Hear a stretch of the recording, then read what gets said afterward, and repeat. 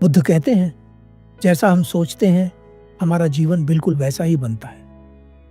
एक छोटी सी कहानी बुद्ध के इस कथन को समझाने के लिए। एक बार बुद्ध और उनके कुछ भिक्षुक एक वन से गुजर रहे थे। बहुत दूर चलने के बाद भिक्षुकों ने बुद्ध से कहा, बुद्ध, क्या हम कुछ देर विश्राम कर सकते हैं? बुद्ध ने कहा, अवश्य। वो देखो, एक बड़ा वृक्ष, हम उसके नीचे बैठकर विश्राम करेंगे। बुद्ध और उनके भिक्षुक वृक्ष के नीचे बैठ जाते हैं। भिक्षुकों ने बुद्ध से पूछा, बुद्ध, आपने एक बार हमसे कहा था कि जैसा हम सोचते हैं हम बिल्कुल वैसे ही बनते हैं। कृपया इस कथन को विस्तार से समझाइए। बुद्ध ने कहा, अवश्य। मैं तुम्हें एक छोटी सी कहानी सुनाता हूं।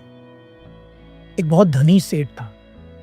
उसके पास धन की कोई कमी नहीं थी, परंतु वह हर समय धन इकट्ठा करने के बारे में ही सोचता था।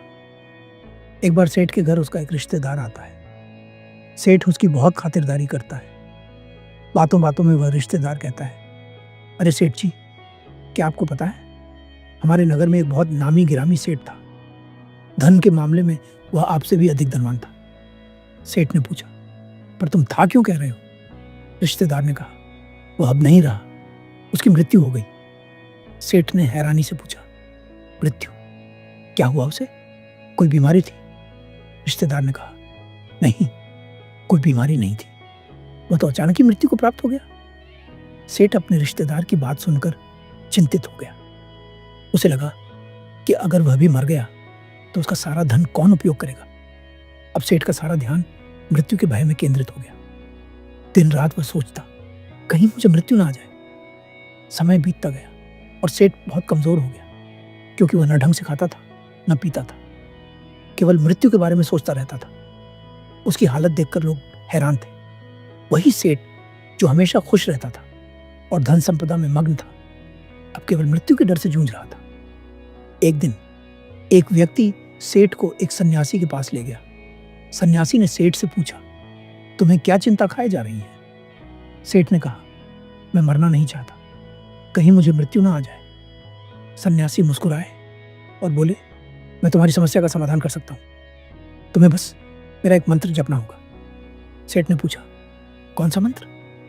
सन्यासी ने कहा, यह मंत्र है, जब तक मुझे मृत्यु नहीं आएगी तब तक मैं जीऊंगा। इसे भीतर और बाहर जपो, यानी अपनी जीभ से बोलो और मन में भी दोहराओ। इसे 7 दिन तक लगातार करो। सेठ ने वैसा ही किया। 7 दिन बाद सन्यासी सेठ के पास लौटे। सेठ ने कहा, आपके मंत्र ने कमाल कर दिया। अब मैं मृत्यु से नहीं डरता। जब तक मुझे मृत्यु नहीं आएगी तब तक मैं अपने जीवन को जीऊंगा।